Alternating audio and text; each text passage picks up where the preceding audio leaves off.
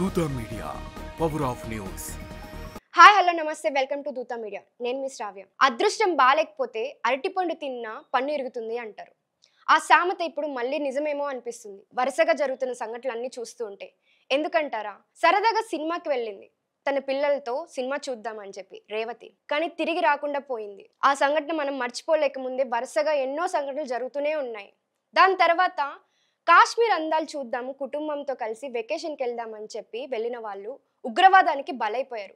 ఆ ఉగ్రవాదానికి బలైపోయిన వాళ్ళు చాలా మంది ఉన్నారు. క్రికెట్ అభిమానులు చాలా మంది 18 ఏళ్లుగా ఆర్సీబీ గెలుపు చూద్దామని చెప్పి, ఆ గెలుపుని ఆనందిద్దామని చెప్పి ఎదురు చూస్తున్నారు. ఆ ఆనందంలో తొక్కిసలాట్లో చనిపోయిన వాళ్ళు చాలా మంది ఉన్నారు. నిన్న జరిగిన ఇన్సిడెంట్ మనం ఎప్పటికీ మర్చిపోలేం. ఇంకా అందరి కళ్ళల్లోనూ అలానే మెదులుతూ ఉంది.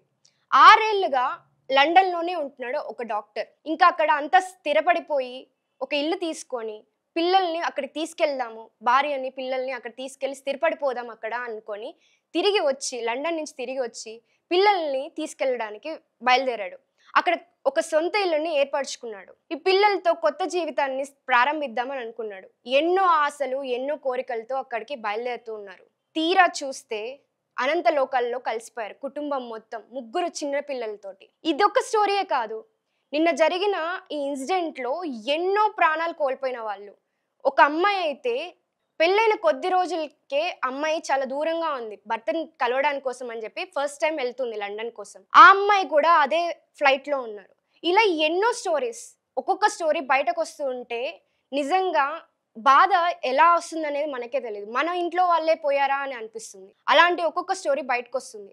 ఇంకొక విషయం ఏంటి అంటే, ఆ ఫ్లైట్ని నడిపే పైలట్ కూడా ఇంకా ఉద్యోగం మానేసి, తన తండ్రి 88 ఏళ్ళు ఉన్నాడు, ఆయన్ని చూసుకుందాము, ఇంకా ఉద్యోగం మానేసి తండ్రితోటే ఉందాము అని అనుకొని మాటిచ్చాడు. కానీ ఇంకా చివరి చూపు అనేది లేకుండా పోయాడు.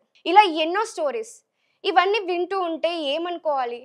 సరే, ఇవన్నీ వాళ్ళు ప్రయాణిస్తున్నారు లేదా వాళ్ళకై వాళ్ళు వెళ్ళారు అనుకుందాం. కానీ ఏ సంబంధం లేకుండా వాళ్ళు విద్యార్థులు అక్కడ ఉన్నారు. ఇదే ఎయిర్ క్రాఫ్ట్లో మెడికల్ కాలేజ్ విద్యార్థులు చాలా మంది ప్రాణాలు కోల్పోయారు. వాళ్ళు అసలు కనీసం ఊహించుకొని ఉండరు. రేపటి కోసం వాళ్ళు ఎన్నో కలలు కని ఉంటారు. వాళ్ళ కలలు సాకారం చేసుకోవడానికి ఎక్కడి నుంచో వచ్చి చదువుకుంటూ ఉంటారు. కానీ ఇలా వాళ్ళు తింటూ ఉన్న సమయంలో ఎక్కడి నుంచో ఒక ఫ్లైట్ వచ్చి దూసుకొస్తుందని ఎవరు ఊహించరు. ఈ ప్రమాదాలన్నీ కారణాలు ఎవరు? అసలు ఎందుకు జరుగుతున్నాయి? సరే, ఇవన్నీ ఒక్కొక్క దానికి ఒక్కొక్క తప్పిదాలు జరిగాయి ఒప్పుకున్నాం. కానీ ఈ తప్పిదాల వల్ల ఏ తప్పు చేయని వాళ్ళు చనిపోయారు. ఈ ఘటన వల్ల ఏం తెలుసుకోవాలి మనం? ఏం జాగ్రత్తలు తీసుకోవాలి? ఎంత జాగ్రత్తలు తీసుకున్నా ప్రాణం అనేది తిరిగి వస్తుందా? జాగ్రత్తలు తీసుకోవడానికి అవకాశం ఉందా? కొన్ని ఇన్సిడెంట్స్లో అయితే జాగ్రత్తలు తీసుకోవడానికి కూడా అవకాశం లేదు. ఈ ఘటనలు చూసి మనం నిజంగా ఏం నేర్చుకోవాలంటారు? అన్ని ఘటనలు చూసిన తర్వాత నాకు మనసంతా బరువు ఎక్కిపోయింది, మాటలు కూడా రావట్లేదు. మీరైతే ఏమనుకుంటున్నారు? జీవితం అంటే ఎలా ఉందంటే రేపు ఏమవుతుందో కూడా తెలియదు. అసలు నెక్స్ట్ సెకండ్ ఏంటి అని కూడా తెలియని బ్రతుకులు బ్రతుకుతున్నాం మనం. రేపటి గురించి ఎన్నో ఆశలు ఎన్నో కలలు ఎన్నో ఊహించుకొని ఉంటాం.